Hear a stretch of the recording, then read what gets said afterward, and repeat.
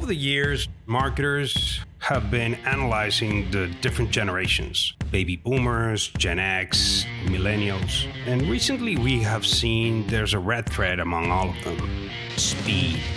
They all want everything to happen now. My name is Francisco Serrano, and I am the Chief Speed Officer at 1-to-1 and the host of the Now Gen podcast. Join me. Each episode, we talk about what's happening with brands, see how brand professionals across different industries cope with this fast-changing market, and live up to the expectation of this now generation. Welcome. This episode is brought to you by 1-to-1, the fastest day-to-day design, content, and digital studio. 1-to-1 has been the premier partner for many Fortune 500 companies, proving that tight deadlines shouldn't be a hassle. Hello, and welcome back to the Now Gen podcast. You know that this episode today will demystify how great campaigns are brought to life. So is it just a creative? Is it a very nice, rounded strategy that you bring to life? Or is it data? We're going to talk about that, right? And especially in e-commerce world. And for that, we have Viviana Muci. She is the Global Digital Marketing and E-commerce Director for Bang Energy. So she has expertise of forward thinking and how to make that conversion happen, make a reality. So thank you, Viviana, for being here with us in the podcast today. Hi, Francisco. Thank you for the invitation. I'm honored and happy to be here. No, I mean, it's awesome. We were just talking off the grid and explaining to you that this now generation is taking over the world now more than AI even, right? So, but before we jump into the details, tell us a little bit about you and what is it that you do for Bang Energy? Sure. So, I've been in the marketing field for quite a long time now. I actually studied marketing. That's my bachelor degree, and had the opportunity to do a master's degree in marketing management as well. Okay. I am fortunate enough to have learned from very big brands early on in my career. I worked some years ago in Adidas, in the Adidas group, in the headquarters in Germany. And I started off in marketing intelligence. So it was really interesting to be working in a department that was completely focused on research, on understanding consumer behavior, on analyzing data at that point of time, and being able to provide that data to corporate offices, to the global teams. After that, I had the opportunity to work in Adidas, being part of a team that was responsible actually for launching their first e-commerce. So quite an experience there from the marketing point of view, trying to define our product portfolio, our pricing, our offers compared to what we were going to be doing at the point of sale. So definitely it was a very interesting and learning experience for me at a great point of my career. That led me then to work in Mattel. I started off in Mattel Europe, working for the boys portfolio. And at that point, it was just when we were also starting to see that the main account for Mattel started to become Amazon instead of Toys R Us, for example. And so very interesting experience there, seeing how the whole marketing organization had to shift towards a digital consumer and digital channels. After that, I had the opportunity to lead the team of the girls portfolio, leading brands like Barbie, Monster High, Disney Princess, and taking them one step further into the European markets. And currently now working at Bang Energy, it's been quite a ride as well, because it's my first time working in a CPG brand.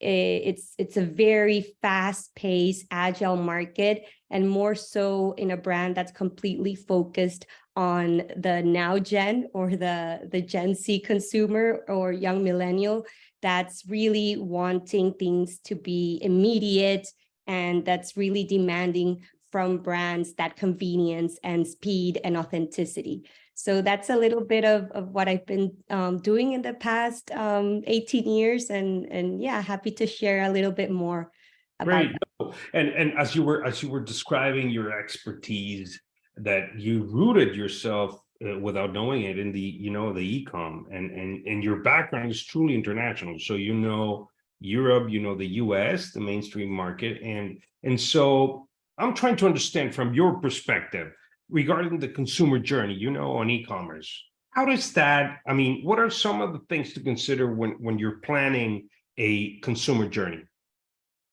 Well, I think the first thing to consider is that there's no linear consumer journey today. Mm.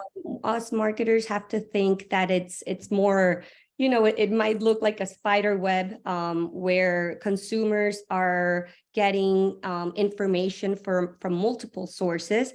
That journey that we designed probably 5 years ago, where everything started with a search on Google, and that led to the whole funnel, that has shifted because we've seen, for example, how Gen Z actually prefer to discover new brands or products through TikTok, right? So it's important that when we define that consumer journey today for e-commerce, we try more to focus our strategy in making that a seamless customer experience and a frictionless customer experience, where we're trying to optimize the different interfaces or touch points, and always try to make sure that the experience in that specific touch point is bringing value or being very convenient for the consumer, right? So I think that's the first thing that we think of when we think designing our journey today. And what about the word personalized? Does it make sense now to think about, Francisco is going to go in, or this range of customers are going to go in, they're going to click here. So the journey is going to take them through this, this virtual or whatever experience. And then if it's a more senior guy, or if it's it's going to take you through different, does that matter? Personalization? Sure. Actually, personalization is crucial today when we design a customer journey, especially for the now gen, because these are consumers that want to receive their own personalized information, offers, or even products, right? They don't like to listen to things that come in mass. So us as a company, we are really trying to focus now on making data-driven decisions to understand what consumer segments are, what is the journey of these consumer segments, and there might be multiple, right? There might be a lot of consumer segments, and we can even go to the specific person and understand the behavior. For example, in the case of Bang Energy, how often does that person buy Bang Energy? What flavors he likes more? How does he share that experience that he has with the brand? And we're able to develop offers that are very personalized and specific.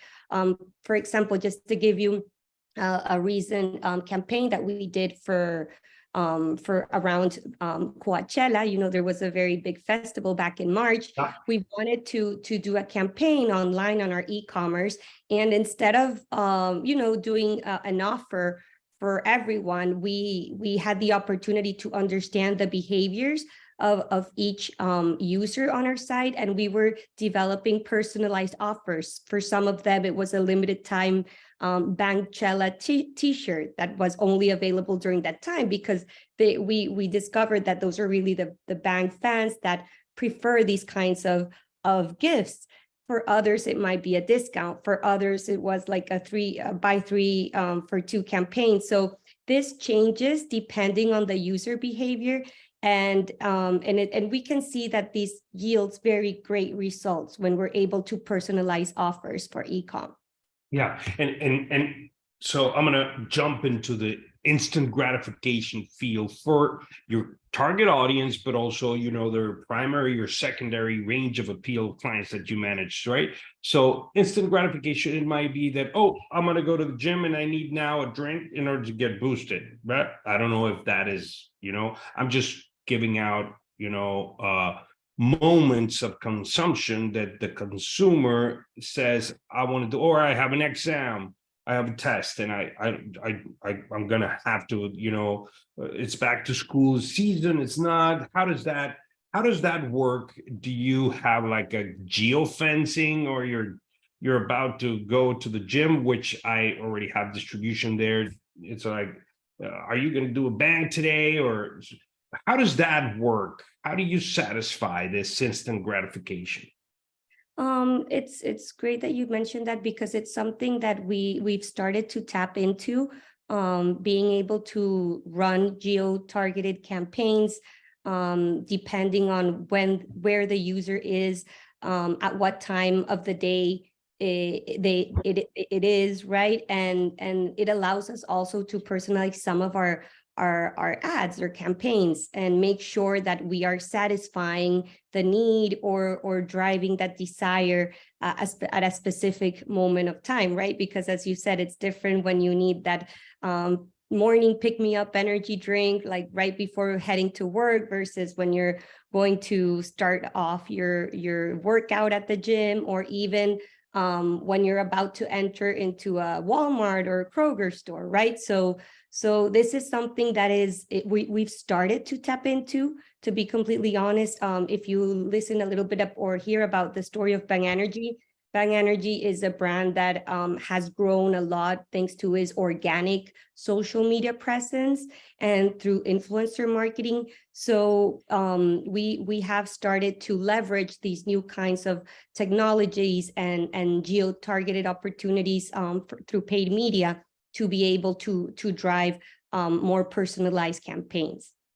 And with your experience, with all the background international, because sometimes, you know, we discussed in some conversation in the podcast, I don't know where, but with whom, but you know, sometimes the lack of international knowledge gives you you know, a downgraded advantage when you're dealing with the mainstream here, because now the culture is getting so diverse, and you need to open your, you know, your mainstream media. It's more than just, you know, the target, it's kind of going. So from your experience, how do you perceive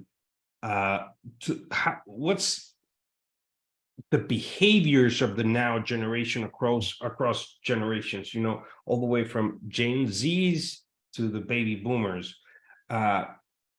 Is Do you see it influencing the way you consume your specific product right now that you have from all the different ranges of ages?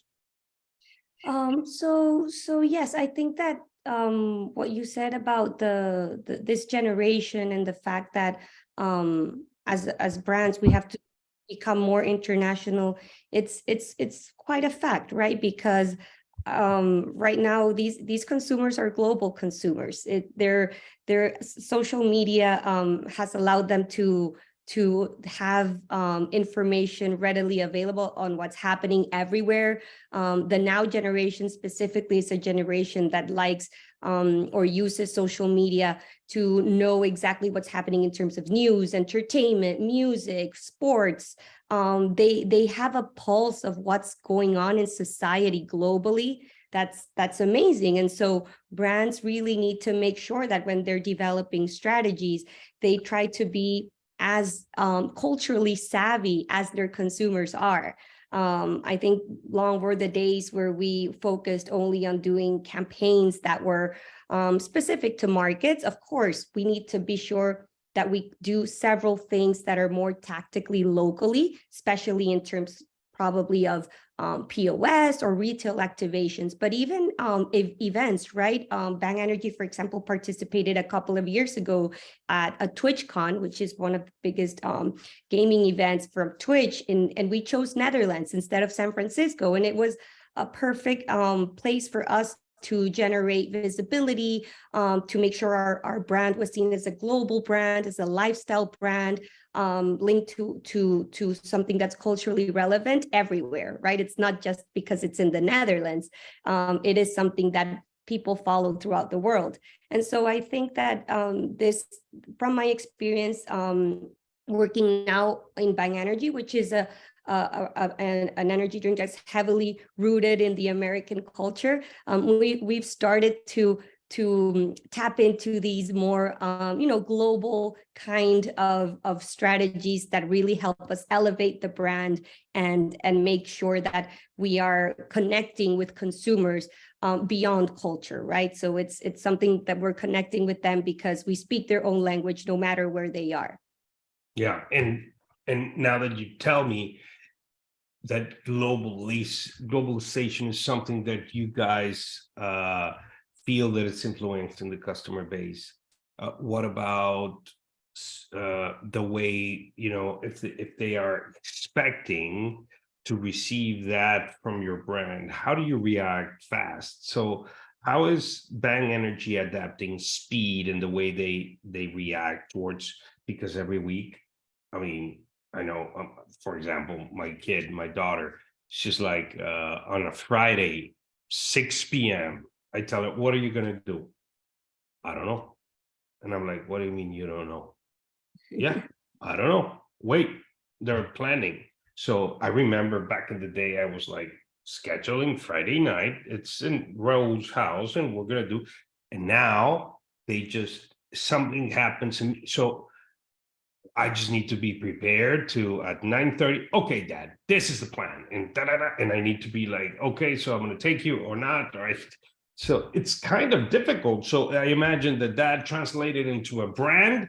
You need to have the team. How do you assemble a team to react fast? Because maybe 2 weeks from now is not relevant anymore. That's great that you asked me that, because one of the things that has surprised me very positively working here at Bang Energy is the team and their ability to adapt and to create plans and campaigns literally in a week. So I think that's really I don't want to say the secret, but that's definitely a strength. If you have a marketing team that's capable of adapting in a very rapid way to what's trending. Just to give you an example, I don't know if you remember very recently the Barbie campaign, like that became viral on social media, that used a augmented reality to create Barbie, right? Yeah. And so our team quickly created content around that campaign, right, to just be on trend. And in that moment of time, there's no content calendar, right? Like we have to literally do something the same day, post it and comment and invite users to share as well, or to jump into this trend. Even if it's from another brand, it means that we are being part of the conversations of where everybody is, right? And I think that's what makes our brand very human and very authentic, because you really feel that it goes beyond the content calendar, and that everything, it's based, as you said, on the team. So we do have a very creative, very I think it's great social media team that they're constantly creating content, staying on top of trends. And the team is specialized, each one of them, in different platforms, which is also great, right? Because someone that's creating content for Instagram, it's not the same that the person that's creating content for TikTok or for Twitter. I mean, it's a different person because they have an understanding of the platform that's very specific to that context. So, and then the other thing that I think it's definitely a strength is the fact that we have our own in-house content or audiovisual team. So we're able to produce basically any type of graphics or video content rapidly, thanks to the fact that we have that in-house. So we're able to brief that team and to create very great pieces of content in different formats in a very short period of time. Yeah, so it's kind of very difficult to have partners outside your ecosystem and have that reaction. You need to, like, your recommendation is to build a team internally in order to react fast. That's has been your best practice. Yes, that has been at Bang Energy the best practice, and I think that it's been pretty successful when you see that there's over 19.1 billion hashtags of Bang Energy on TikTok, right? It's like, oh Love it. wow, this is amazing. And I have worked in brands, right? Like Adidas and Mattel, where we've had great agency partners. I don't think that there is one thing better than the other.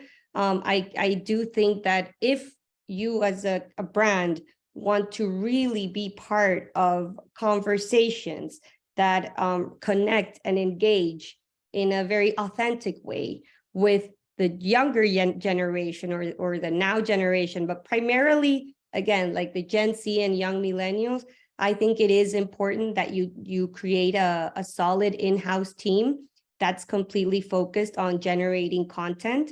And maybe that team can be the team that also, when it's necessary, to have outside partners, that team can be the filter or make sure that the agency we're working with is also staying true to what they're doing.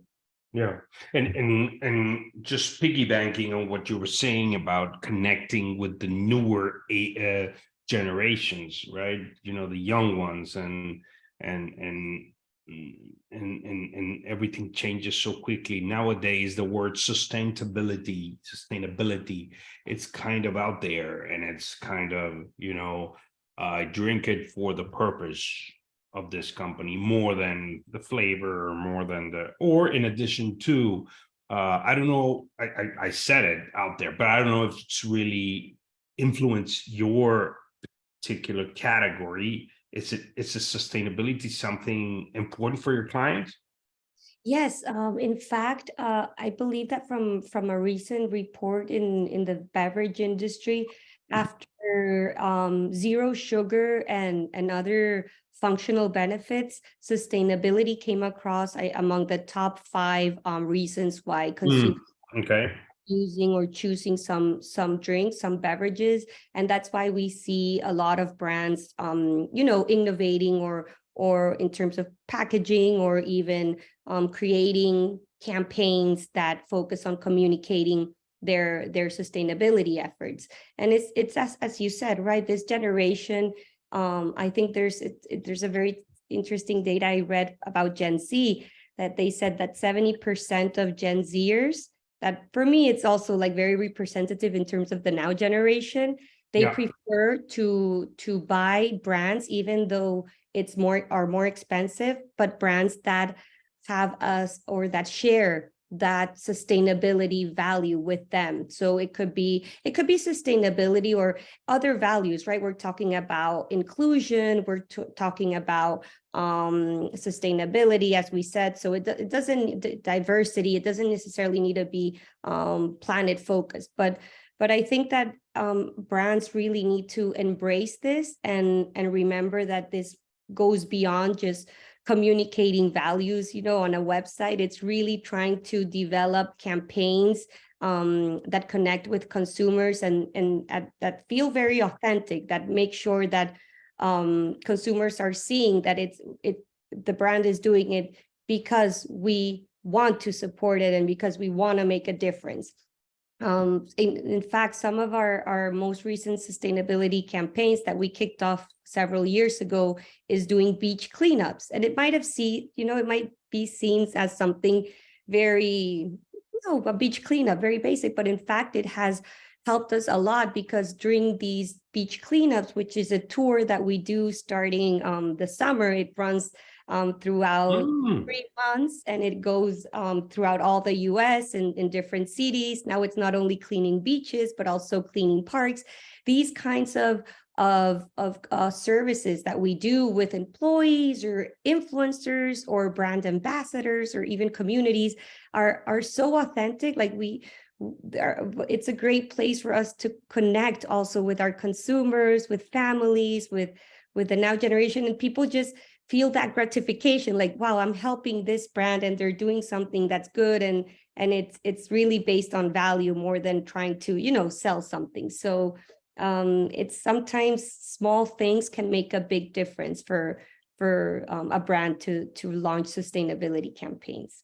Yeah, one thing that amazed me is that when I travel to Europe and you know, because we have clients there, and even you start to see the difference there when you're, you know, at the Air France ticket counter. You say, do you want to pay more because it's going to be green fuel, whatever, and it's more than the ticket. I'm like, no, I don't want to pay more, you know, because it's the way I was brought up, no?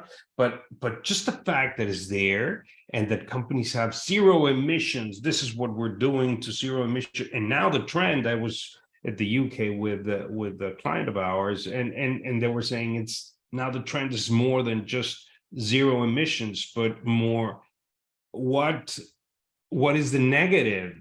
So Exactly. so how much you are not generating. So it's how much you're giving back. So planting trees or just, you know, a little bit more aggressive in that point. And I think that the US it's going a little bit more and more towards that direction. And brands, they need to think outside just a fancy website saying that a tree and that's it, to really put their money where their mouth is and start building up that credibility. So, and I think that that poses a challenge for brands out there because, you know, if you're in charge of a brand and you don't have the support from the company or, you know, founders or whatever, and you don't, it's just going to give you or going to leave you one step behind of your competitors, right? So, do you think that too? Yes, definitely. And I think that's something that's been very good for Bang Energies. As you said, the founders and the team are focused on that. We've seen recent, not recent, but a couple of years ago, all of the factories, because it's a US manufactured made drink. All of the factories and plants have solar panels. So that's something that also tells a lot about the fact that the organization is going beyond just consumer facing, right? Sustainability campaigns. Also, employees, all of us receive a very nice little packet of recyclable utensils. There are no, you know, plastic bottles in the office. Everything is through water fountains. So things like this are also very nice because it's a value that's integrated within the organization, and that we all try to also you know, articulate it or communicate it in our own departments in a way. So yeah, I totally agree. I think it's something that should definitely come from leadership. Yeah. And expansion. So what are you guys thinking about global expansion as far as, you know, new products or new markets and e-commerce? What is that playing a role in the whole planning? Well, e-commerce has been crucial for us in the past year. Our e-commerce wasn't really a focus. So last year we decided to revamp our e-com business. We changed all the software, the technologies, the design, and more than really to you know, sell the product, which is great because there are energy drink fans and a loyal consumer base that likes to buy, you know, their cases, and they want to have all the flavors delivered straight to their house. It's a way for us to really gather first party data because, again, Bang Energy is a brand that grew tremendously organically through social media and influencer marketing. But when we think about data, it's very difficult to gather data, right, through those platforms. So that's why we wanted also to launch our e-com, not only as a sales you know, way for us to open a new channel and deliver product to to those Bang Energy drink fans, but also to get that first party data and be able to understand more consumer behavior in terms of flavor preferences, in terms of format preferences, in terms of also purchasing behavior, to be able to deliver better product and better marketing campaigns. So that has been truly fundamental for us, and we plan to expand our e-commerce footprint. It's a channel that's growing for us, and we've come to discover that there are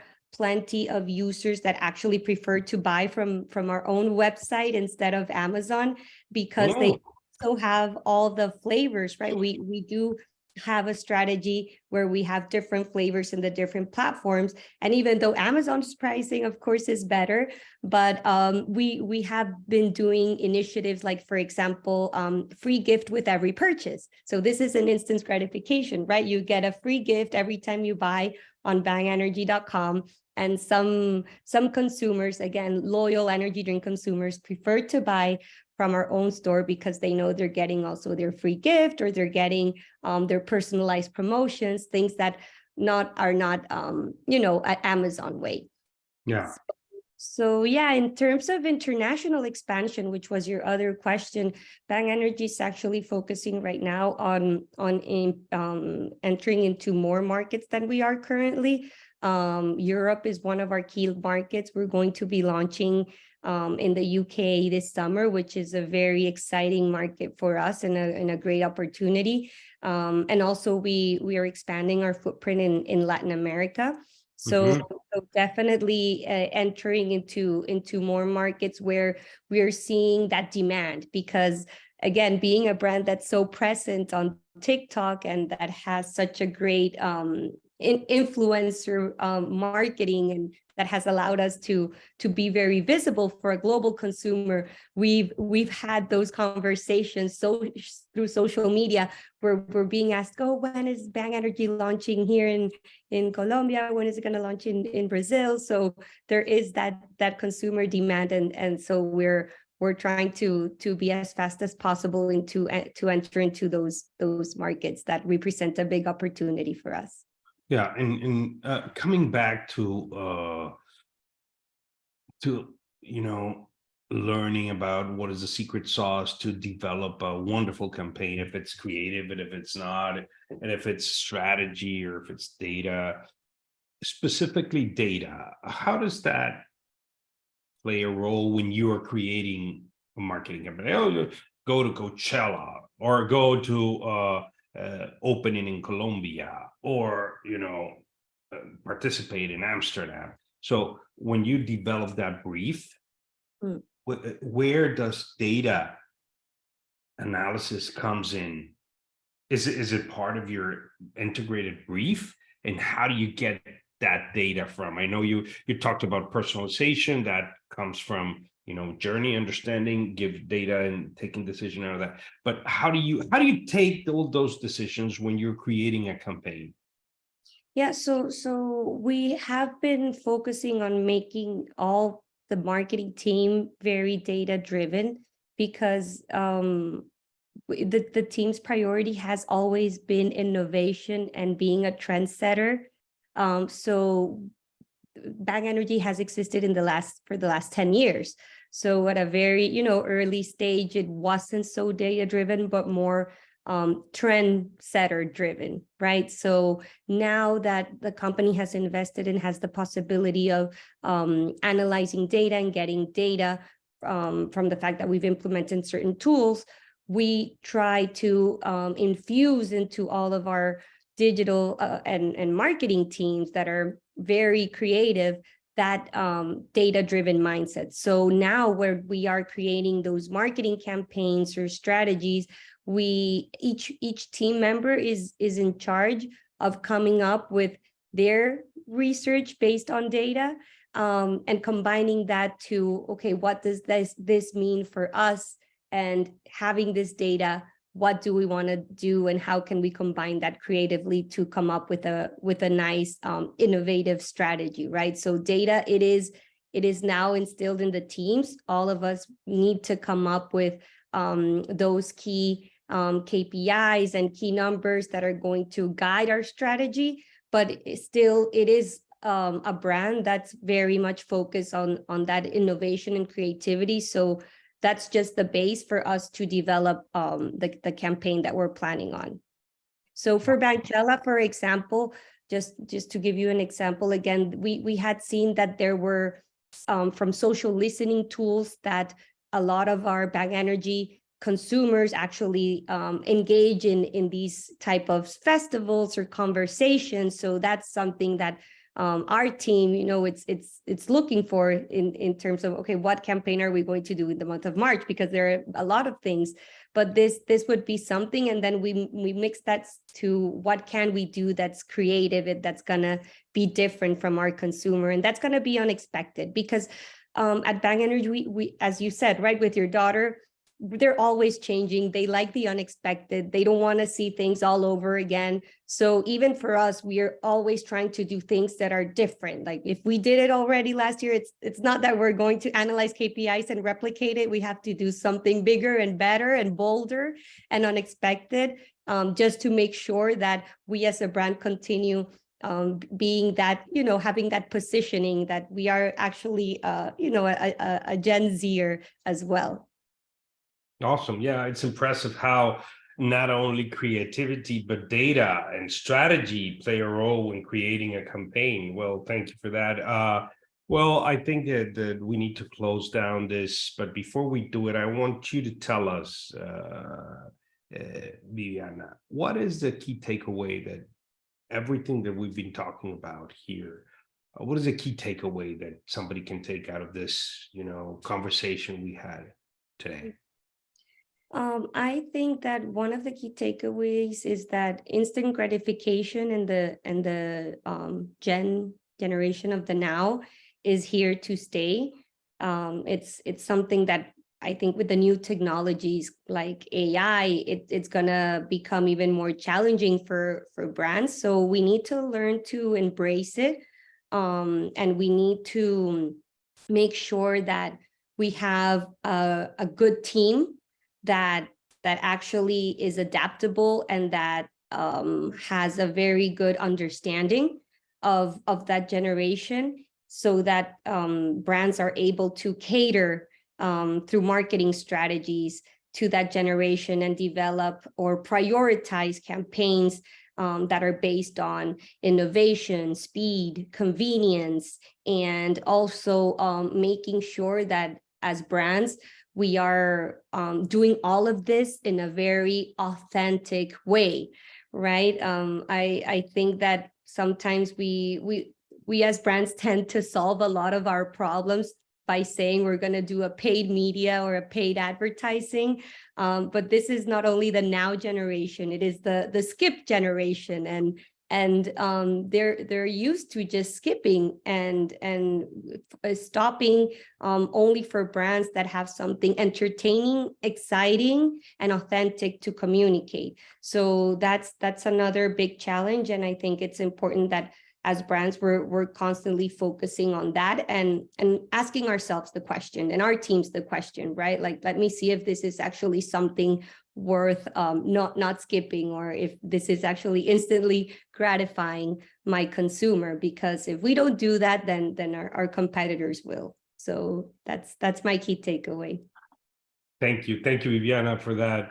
I believe that as marketers, we have that commitment to create awesome pieces of communication that are based not only in hunches, like you say to your team, data. Don't come with me and say, because I think it's going to be a good, no. Tell me, give me numbers so we can base that of that. And based out of that, we need to also come up with good creative and yeah, it's interesting times we are living in, Viviana. Thank you so much for sharing your experience. Where can people reach out to you if they want to connect? Yes, well, I'm very active on LinkedIn. So if LinkedIn, if you look for me, Viviana Muci on LinkedIn, if you want to send me a message, for sure I'll reply there, and I'm very active. So happy to connect. There you go. So you've heard from Viviana Muci. She is the Global Digital Marketing and E-commerce Director for Bang Energy. Don't be shy and reach out if you have any questions or concerns. Thank you so much for participating in this episode. I appreciate your feedback. And to all the listeners out there, do not miss the next episode, because here you will find a lot of inspiration of what leaders like Viviana are doing to cope with the now generation. So thank you for listening or looking at this podcast, and I'll see you soon.